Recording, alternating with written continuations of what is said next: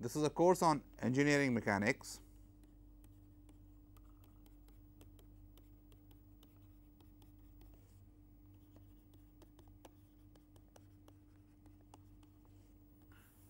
In which we would be studying interaction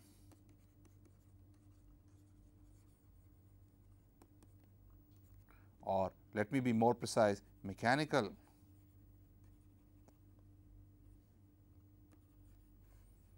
interaction between different bodies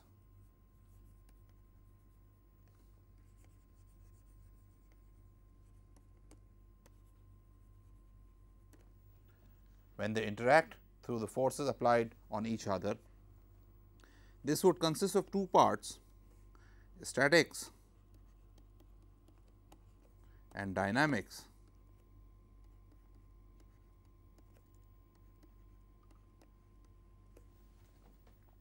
In statics, we would mainly be concerned with equilibrium between different bodies. I would specify later what we mean by equilibrium, and in dynamics, we would be concerned with how different bodies move under the influence of different forces they apply on each other or when the force is applied from outside. In the first part, we are going to focus on statics, which is the study of equilibrium between different bodies. So,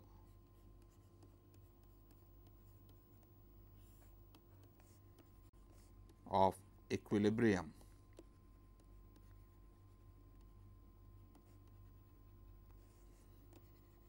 between bodies.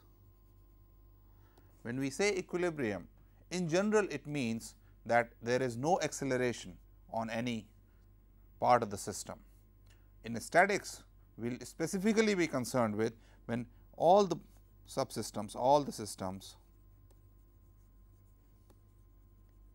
or subsystems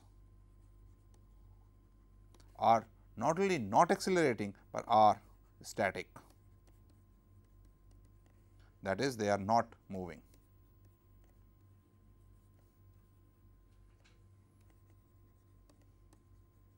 The study of statics or dynamics is based on Newton's 3 laws.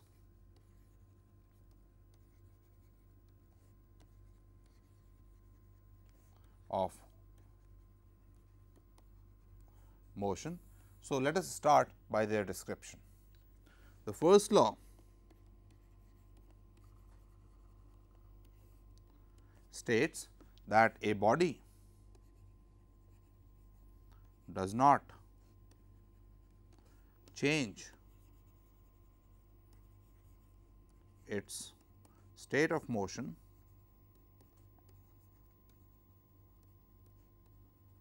unless acted upon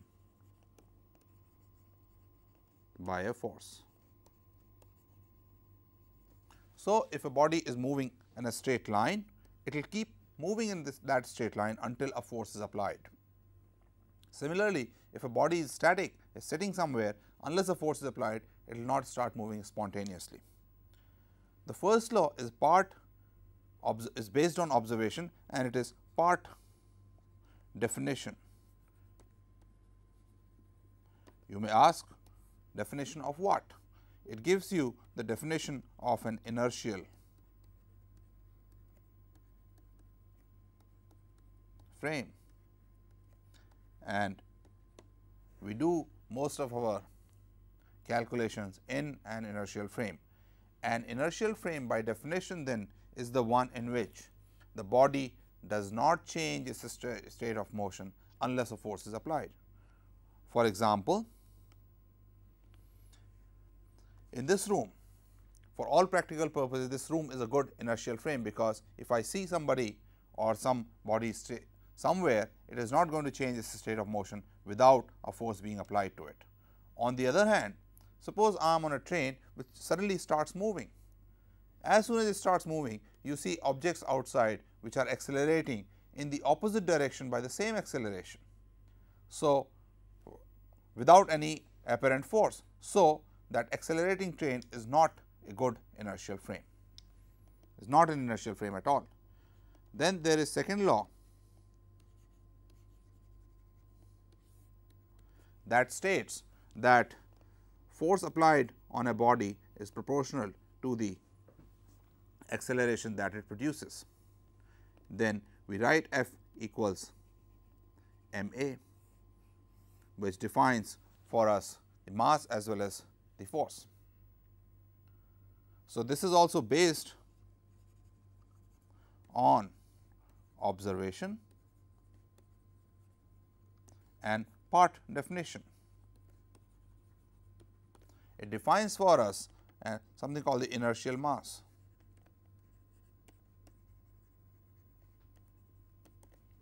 Suppose I take a standard body, apply a force on it and produce an acceleration a1. So, that F equals m1 a1, and I take another body, apply the same force on it, maybe by a spring, maybe by hitting it or something, and find that acceleration is a2. Then the mass of the second body is going to be m1 times a1 over a2.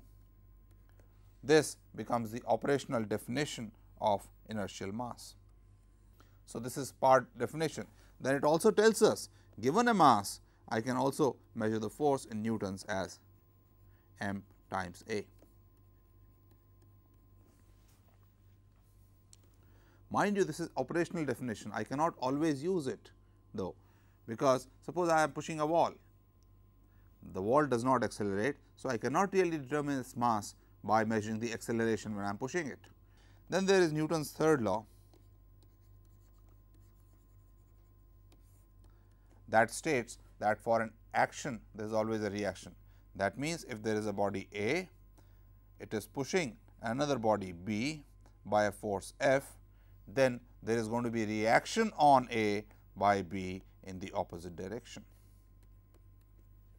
A very confusing situation arises in this when most of the students ask, if the forces are in opposite directions, why don't they cancel each other? They do not, because you see force A is applying a force on B, it produces something on B. On the other hand, A is being pushed by a force by B in the opposite direction. So, it is acting on a different body, therefore, they do not cancel. However, if I take the entire system as one, then they being internal forces, they do cancel, but be very careful in applying it. Having given these preliminary discussion of Newton's laws, of which we will mostly be using the third law in the statics part and we will be using the second and third law in the dynamics part. Let us now start with a review of vectors, because we will be using vectors extensively to represent forces, velocities and things like those. So, it is a good way to start this course by reviewing what we know about vectors. I am sure most of you have learnt about it in your 12th grade, but we will now make it slightly more sophisticated. Why do we need vectors? It is because there are certain quantities which have magnitude as well as a direction.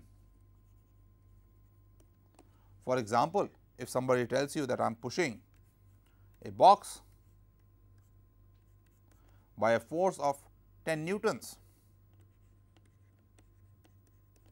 it does not convey the full meaning until I say that I am pushing it to the right, to the left, in this direction or in this direction. Until a direction is specified, the complete description is not there. So, to specify a force, I need both its magnitude as well as its direction. Similarly, suppose somebody comes and asks you, where is your friend's house? And you say it is 500 meters from here. Again, it will be a meaningless statement unless you tell him that it is 500 meters to the east, to the west, to the north, to the south, southeast. So, a plus a direction is also needed. So, there are certain quantities for which you need the magnitude as well as the direction, and these quantities we are going to call vectors. Having defined vectors, how do we represent them? Let us ask that question. There are two ways, one is graphical and one is algebraic. We will first do graphical method and see that it gets little complicated when we go into many vectors and do many operations. Then we will do a algebraic way of writing vectors. So, graphical method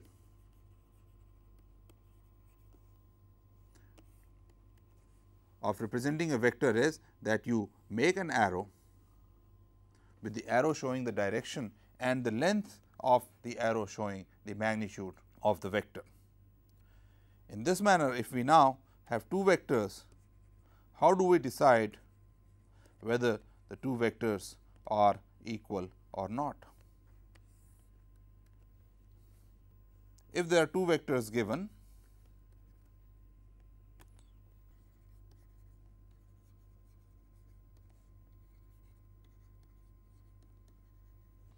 they will be equal if they produce the same effect. So, their direction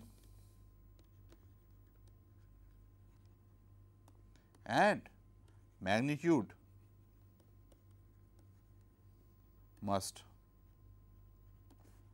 be the same. Graphically, that means that if there is a vector A, another vector which is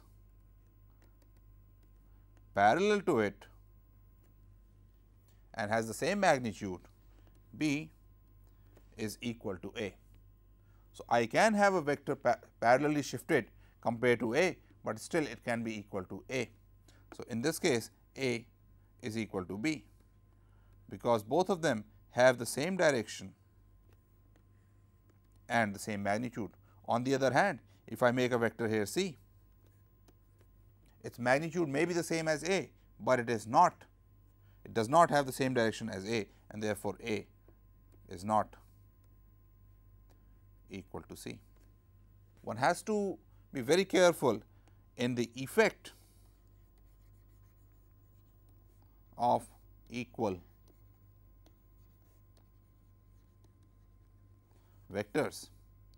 Two vectors being equal does not mean that their effect will always be the same. For example, if I take a wheel, I apply a force on its top, say 10 newtons. If I apply the same force on the axle in the same direction, although the two vectors are equal, their effect would not be the same. In the first case, the wheel will start rolling, in the second case, it will just move forward without rolling. So, although the vectors are equal, their effect is not the same.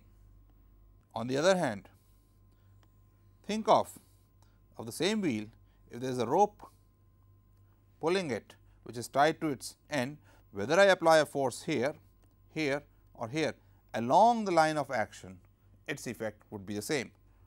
I can also hit the disc from this side by the same force, and that would also produce the same effect. So, equality of vector has to be further specified by something else, and that is, if there is a vector and no matter where I apply it along the line of its application, if the effect is the same, then it is known as transmissible vector. So, not only equal, but if I can apply it at any point along the line of its action and it produces the same effect, then it is transmissible vector. For example, force is a transmissible vector. So, force has this quality called the transmissibility. Okay. Having talked about equality of vectors and transmissibility of vectors. Let us now see how do we add and subtract vectors using our graphical method. This is more or less a review, because I am sure you have learned this in your 12th grade. So, if I want to add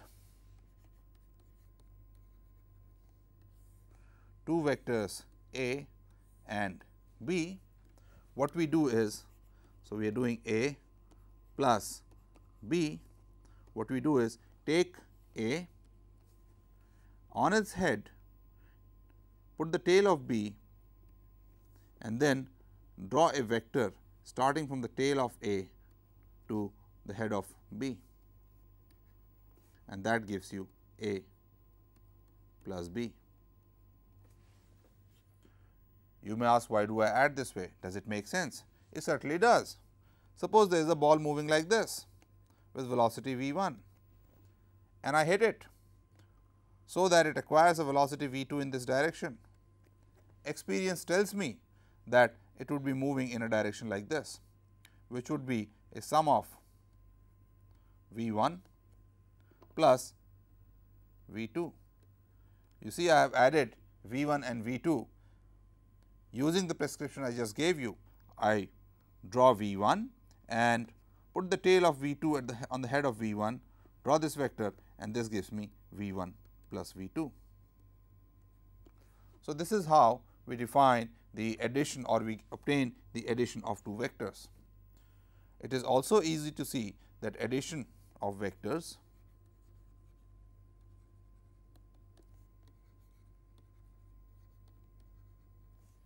is commutative.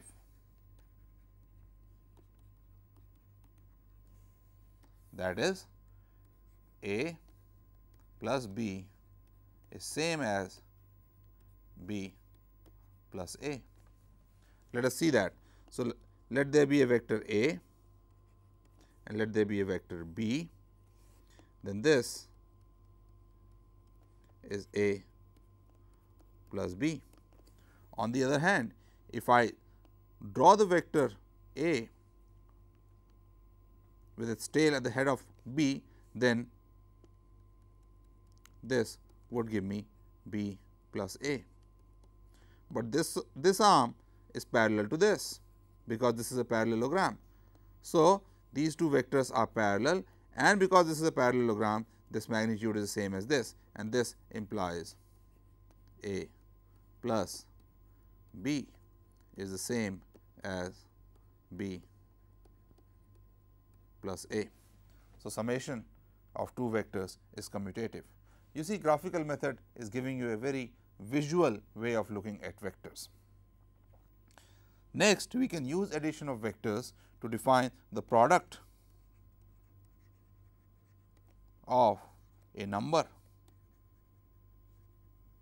and vector. For example, if I take A and add A to it, you can easily see that the length becomes doubles, and therefore, its magnitude is 2A, and since it is the same direction as A, I can write this as 2 times A vector. Similarly, if I add 3 vectors, the magnitude would become 3 times A, and it is in the same direction as A, therefore, I can write this as 3A. So, this defines the multiplication of a number with the vector. It is nothing but adding that vector that many times. How about 1.5A? 1.5A would be A plus half the magnitude, but in the same direction. So, this would be A, this would be 0.5A, and their addition gives me 1.5A. Can I multiply a vector by a negative number? The answer is yes. So, product of a negative number and a vector. Recall from your school days, what does multiplying by a negative number mean? if I go to number line, this is 1, 2, 3, 4, minus 1 is in the other direction, minus 2 is also in the other direction, minus 3 is in the other direction, and so on. If I multiply minus 3 by minus 1, it becomes 3. So, minus 1 times minus 3 becomes 3. What the multiplication by a negative number is doing, therefore, is changing the direction. Similarly, if I take negative a, which will be minus 1 times a, this would be nothing but changing the direction of a. So, if a is this, minus a would be pointing in the other direction. That is the meaning of multiplying by a negative number. Of course, once you define multiplication by minus 1, you can define multiplication by minus any number. You just make it that many times more. Having obtained minus a, it is now very straightforward to subtract vectors.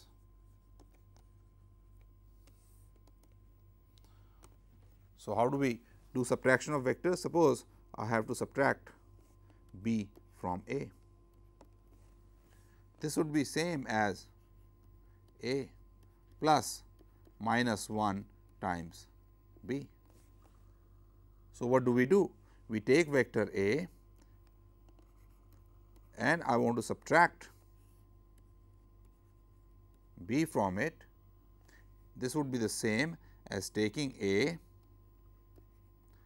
and adding minus b to it. So, a minus b would be a minus b would be this, this would give me a minus b.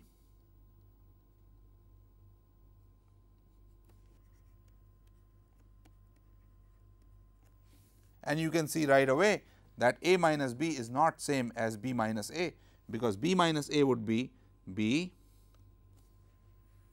minus a. Minus a would be opposite to a, and therefore, this would be like this. This is b minus a. So, you can see that a minus b is not the same as b minus a, but through graph you can see very easily that a minus b is equal to minus of b minus a. So, what we have done is addition and subtraction of two vectors. Similarly, if you have to add 3 vectors, you can do a plus b, then add the third one to it. If you have to do 4 vectors, you can do a plus b, c plus d, add the 2 resultants again, and so on. Let us do 2 examples showing the summation of 2 vectors and subtraction of 1 vector from the other. So, example 1, suppose there is a person who walks 300 meters to the east and then 400 meters to the north. We want to ask what is the total distance he covered. This is obviously 700 meters, and then we ask what is the vector displacement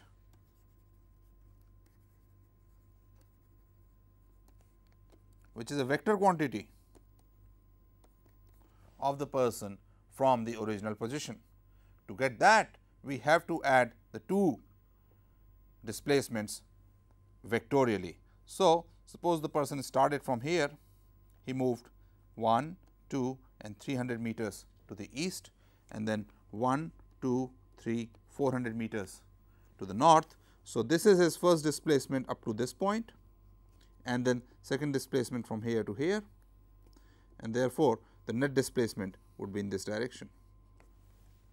This is 400, this is 300, and therefore, this would be 500. So, net displacement of the person is 500 meters, and in which direction? At an angle theta, where theta is going to be tangent inverse of 4/3 from the east towards north. So, this is his net displacement. This is how you would find the addition of two vectors, and which gives you the magnitude and its direction. In the second example, let us take the case of two persons pushing a box.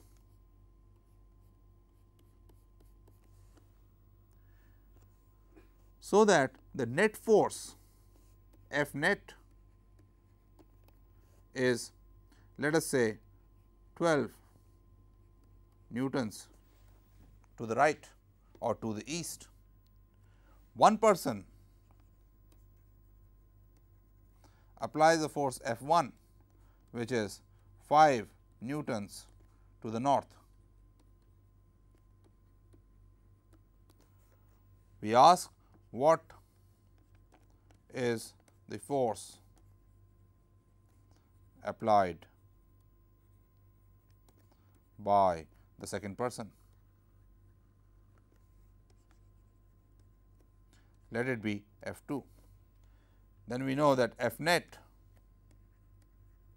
is going to be equal to F 1 plus F 2, and therefore, F 2 is equal to F net minus F 1. F 2 is equal to F net minus F 1.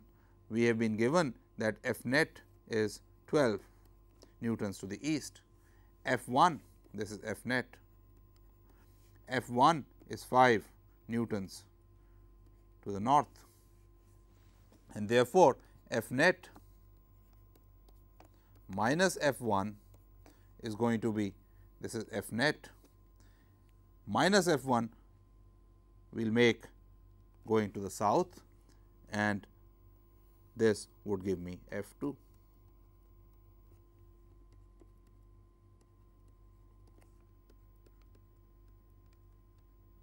You can see that F 2 is going to be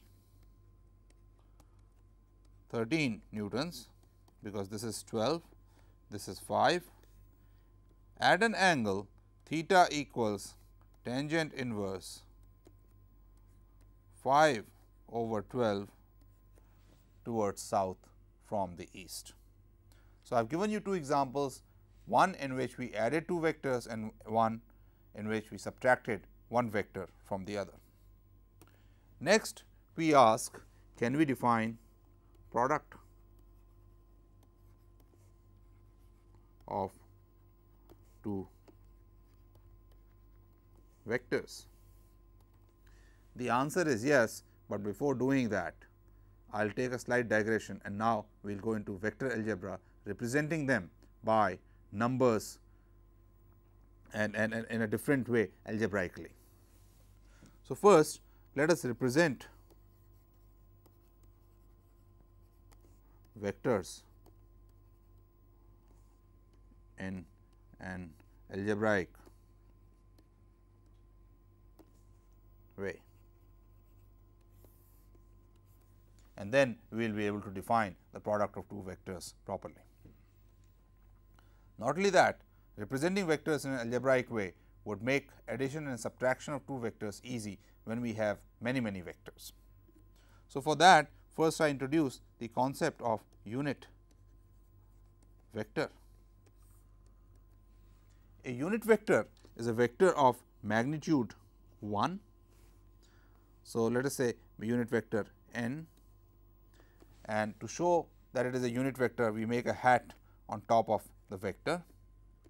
This magnitude is going to be 1, and it could be any direction representing the vector in that particular direction.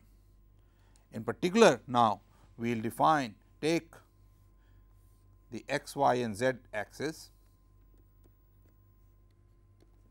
a Cartesian coordinate system, and define unit vectors in x direction, call it I, unit vector in y direction, call it j, and unit vector in the z direction, call it k.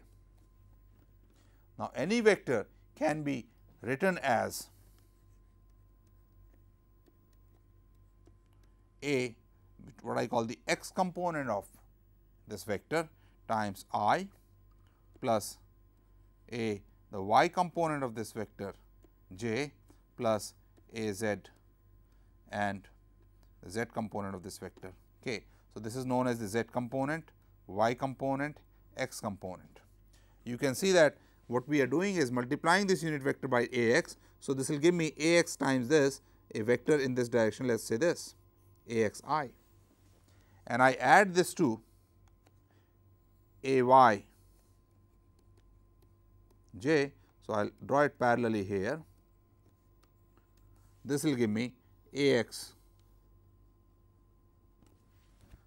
I plus a y j, and on top of it we will add say a z k. I move it here parallelly. So, the net vector A would be something like this. This is a z k.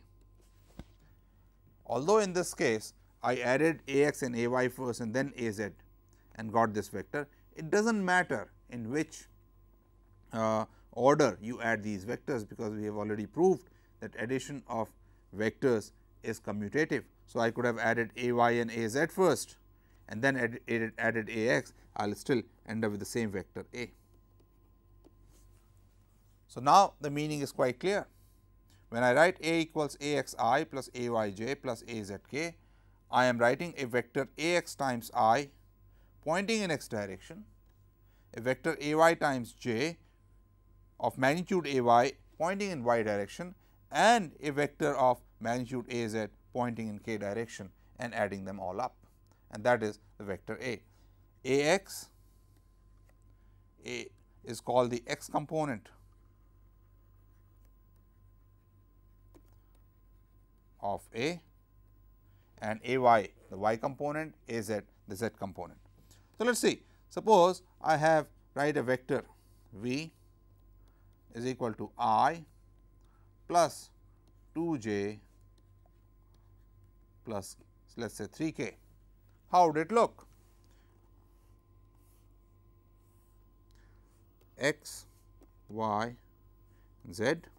So, I would make the vector I unit vector in this direction plus 2 j would be a vector of magnitude 2 in this direction. So, this would be I plus 2 j, and 3 k would be of magnitude 3 in this direction. So, up to this point, let us make this vector here, this then summation of all 3, this vector would be I plus 2 j plus 3 k.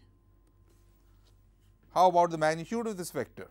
You can see that I can first add these two, get the magnitude of this, that would be a x square plus a y square square root, and then again add a perpendicular vector to it, which will be a z.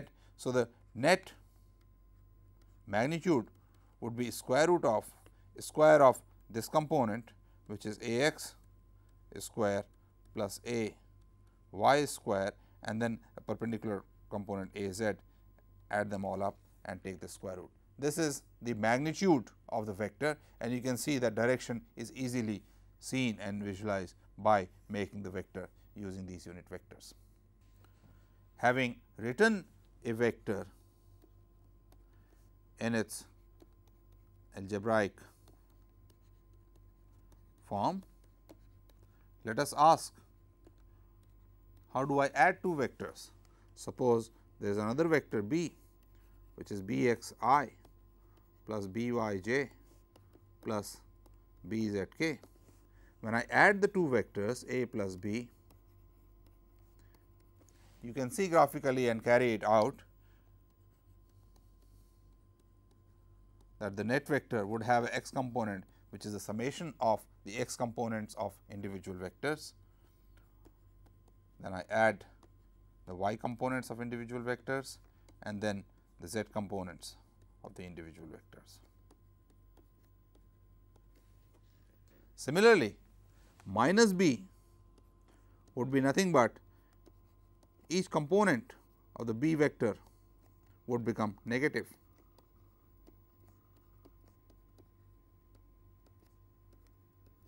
And therefore, a minus b, which is nothing but adding a and minus b, would be same as a x minus b x I plus a y minus b y j plus a z minus b z. Okay. Having written the vectors a x a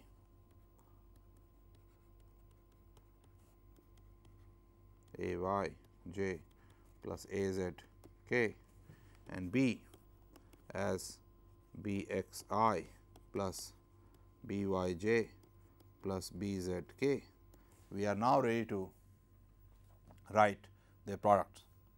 All possible combinations of the products are a x times b x, a x times b y, a x times b z, similarly a y times b x, a y times b y, a y times b z and a z times b x, a z times b y and a z times b z. These are all possible products of different components of the two vectors, out of which ones do we take?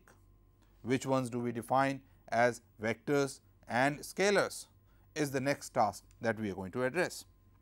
You already know from your intermediate 12th grade that there are two kinds of products, a dot product which is a scalar product which is given as the sum of a x b x plus a y b y plus a z b z, and the cross product a cross b which is a vector quantity which is given as a component a y b z minus a z b y in x direction plus j a z b x minus a x b z in y direction plus k, the component in z direction is a x b y minus a y b x. But as I showed you on the last slide, there are these all possible products which are being taken here, but why do we take them in this particular combination? Why do I define this to be a scalar product? Why do I define this to be a vector product is the question that I want to address now, so that we get a better understanding as to why the products of these two vectors are defined in such a manner. And for that, I want to look at another property of vector quantities, and that is the change of vector components under rotation.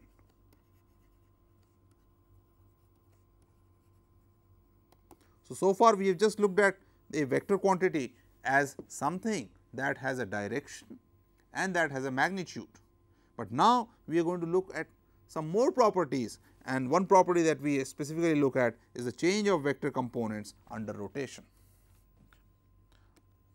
Let us see that. Suppose you have a friend who asks you how far is the house of another friend, and you say it is 500 meters,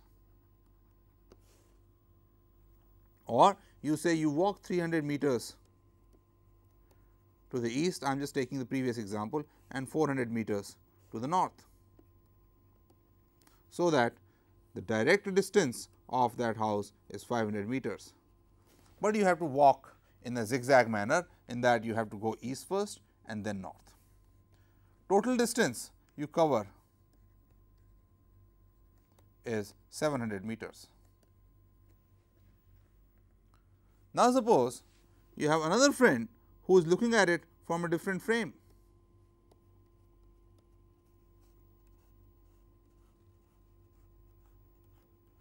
So, for the previous friend you had the x axis along the east and y axis along the north, but another friend has his axis x prime, and this at some angle theta from the east and y prime at some angle theta from the north.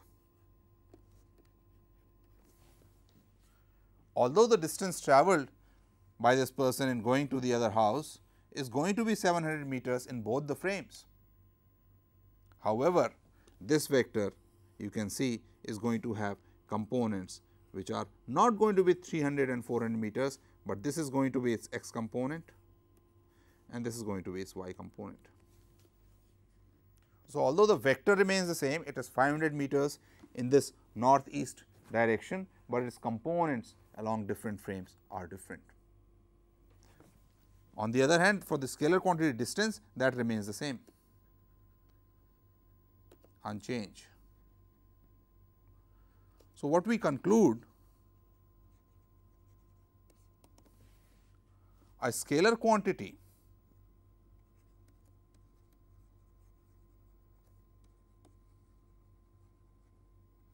which is nothing but a number remains unchanged in the two frames.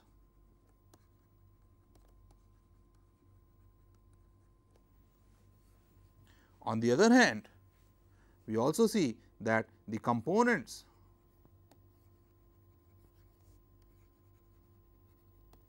of a vector quantity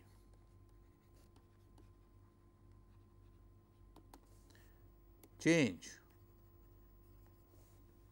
when we go from one frame, say x y, to another frame which is rotated with respect to the first frame, x prime y prime, which is rotated by an angle theta with respect to the first frame. For the same vector quantity which in space is still pointing in the same direction, has the same magnitude, this is going to be x component, this is going to be y component. On the other hand, the x prime component is going to be this and y prime component is going to be this.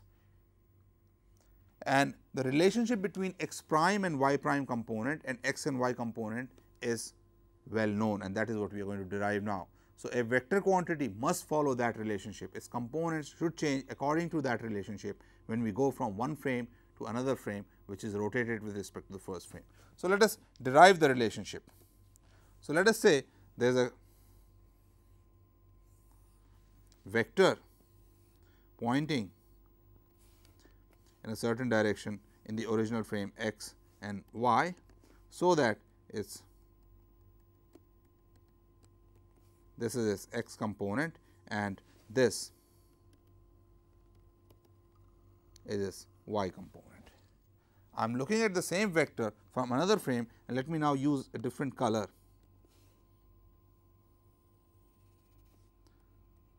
X prime and y prime frame, which is rotated with respect to the first frame by an angle theta. The component x prime is going to be given here. This is going to be x prime and this is going to be y prime. You can also see that this angle is also theta. So, now we want to find, let me also draw a perpendicular from here to here, this angle is also theta. Let this point be A, B, C, this is the origin. Let this point be B prime, let this point be C prime. So, we see that x prime component is going to be equal to O C prime plus C prime B prime, that is this plus this. And let me also call this point where it intersects as D. OC prime is nothing but x cosine theta. So, this is going to be x cosine of theta plus C prime B prime is nothing but C prime D plus D B prime. So, this is nothing but C prime D plus D B prime, which is equal to x cosine of theta. C prime D is nothing but D B sine of theta, D B sine of theta. I am deliberately writing it like this, plus D B prime is nothing but A D sine of theta. Sine of theta I have taken out. Now, you see D B plus A D is nothing but y. So, I can write this as x cosine of theta plus y sine of theta. And what I have shown you in the previous page is that x prime is x cosine of theta plus y sine of theta. Similarly, if I were to calculate y prime, this length, this, let me extend this here, this distance is nothing but, this angle is theta, y cosine of theta minus this distance, which is the same as this distance, which is nothing but x sine theta. So, y prime therefore, is going to be y cosine of theta minus x sine of theta, and this is how the x and y components of the vector are going to change. I wrote this for a displacement vector x and y, but in general you can do the same exercise and you would find that if I look at a vector A in the two frames,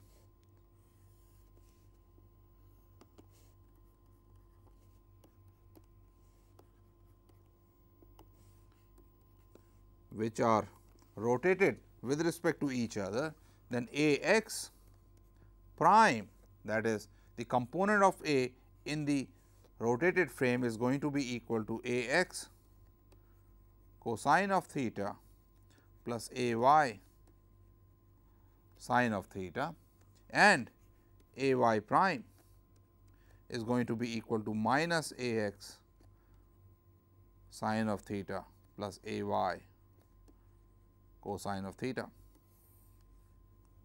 This is how the components of a vector transform. On the other hand, the scalar number remains the same number in both the frames. We have looked at, in this case, when we rotated the frame about the z axis, because only x prime and y prime axis changed. We can do the same thing for other axes also. So, for example, suppose we rotate about the x axis. So, let us say we have x, which is coming out, y and z, and suppose we take the new frame by rotating about the x axis, x y and z x is the same. So, this is going to be y prime and this is going to be z prime by an angle theta. Then you can see that what we did earlier, by that A y prime in the rotated frame, when I rotate about the x axis, is going to be A y cosine of theta plus A z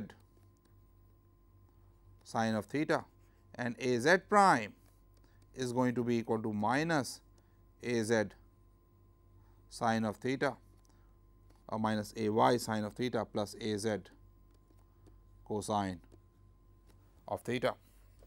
Similarly, if I rotate about the y axis, Let us do that.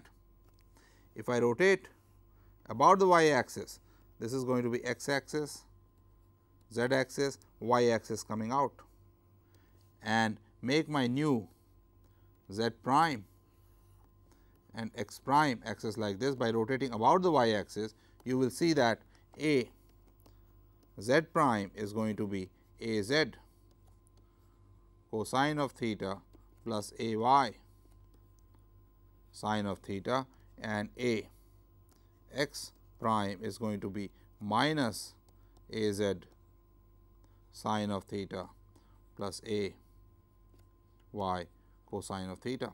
So, this is how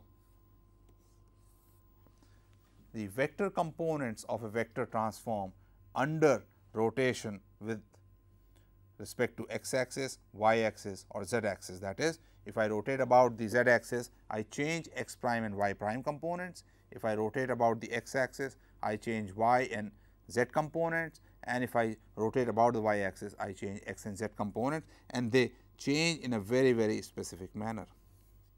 On the other hand, the scalar quantity remains unchanged even if it is looked at from a rotated frame, and that we are going to use now to define our products. So, first quantity I told you about is of those, let me write all the components a x, b x, a x, b y, a x, b z, a y, b x, a y, b y, a y, b z, a z, b x, a z, b y, a z, b z. Of all these 9 components, we took 3 of them and wrote a scalar product as the sum of a x b x plus a y b y plus a z b z, and we call this a scalar product. That is, if I take these components and add them up, this gives me a number which is scalar. How do I prove it? I prove it by going to a new frame in which the scalar product is going to be a x prime b x prime plus a y prime b y prime plus a z prime b z prime, and this a x b x plus a y b y plus a z b z must be the same as a x prime b x prime plus a y prime b y prime plus a z prime b z prime if this is a scalar. Let us show that for one specific case, and rest I will leave for you as an exercise. So, let us look at the rotation about z axis.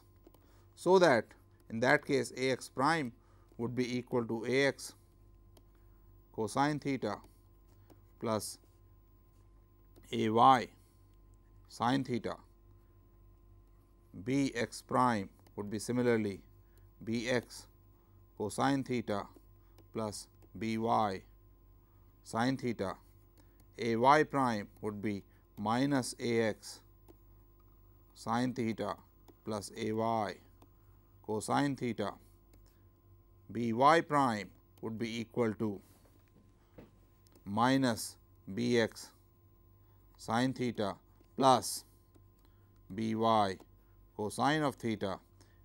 A z prime would be same as a z, because z axis is not changing, I am rotating about the z axis. B z prime would be same as b z. Now, let us calculate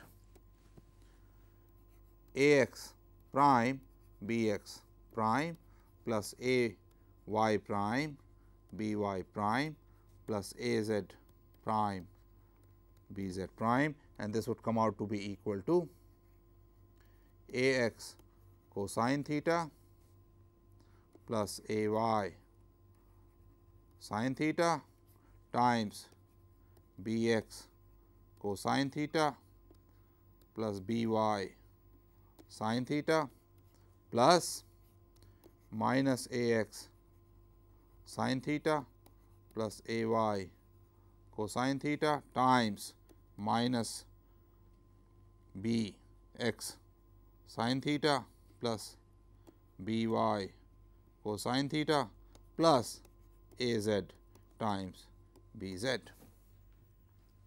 This gives you a x times b x cosine square theta plus a y times b y sin square theta. So, the first term gives you a x b x cosine square theta plus a x b y cosine theta sin theta plus a y b x cosine theta sin theta plus a y b y sin square theta plus a x b x sin square theta minus a x b y cosine theta sin theta minus a y b x cosine theta sin theta plus a y b y cosine square theta plus a z b z. Now, you see this term cancels with this term cancels with this, and a x b x cosine square theta plus a x b x sin square theta gives me a x b x. Similarly, a y b y sin square theta plus a y b y cosine square theta gives me a y b y plus last term is a z b z. So, what I showed you just now by transforming the different components, that a x prime b x prime plus a y prime b y prime plus a z prime b z prime, even under transformation remains the same as a x b x plus a y b y plus a z b z, and therefore, this is a scalar quantity, and that is precisely why we take this particular combination a x b x plus a y b y plus a z b z and call this a scalar product.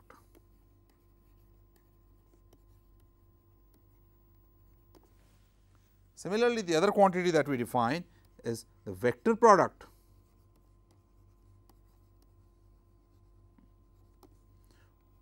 in which case A cross B is given as I, the x component is given as A y b z minus A z b y plus the y component is given as A z b x minus A x b z plus the z component is given as A x b y minus A y b x. What happens under transformation? Under transformation, if I transform each component A x, A y, B y the way we did earlier, these components should also mix according to the rule of vector transformation. And I leave it as an exercise to show that A cross B, if I take its component in x prime direction, it is equal to A cross B x component cosine of theta plus A cross B is y component sine of theta. Similarly, A cross B y prime component, if I am rotating, if I am changing only x prime and y prime axis and by rotation about the z axis, should be equal to minus A cross B, the x component of sine theta plus A cross B, y component cosine of theta. I leave this as an exercise for you. So, it is this combination A x b y minus b y a x and things like those that defines the vector product for us. So, product of two vectors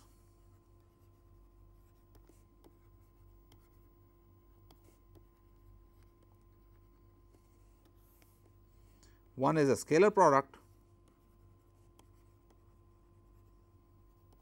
which is A written as A dot B, which is nothing but A x b x plus A y b y plus A z b z, and the other is the vector product which gives me a vector quantity